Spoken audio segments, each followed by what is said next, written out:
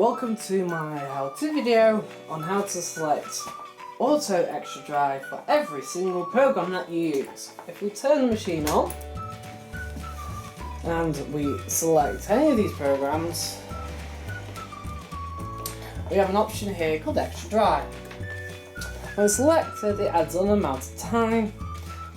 This additional time is to extend the drying phase of the cycle so that plastic ware especially is more likely to come out dry, and other hard to dry items that aren't dryable with rinse aid.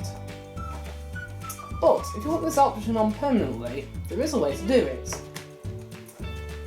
So we'll turn the machine on. We're going to select program A, which is Intensive Smart. Press and hold Intensive Smart and the start button. Then we're going to go to D. And then we're going to select 1.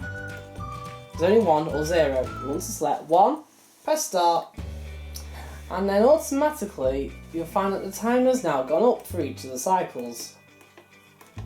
If we select extra dry, it doesn't do anything at all now. Now that's because the option is now in place. And that's it really. That is how to select the extra dry function to be automatically on every program.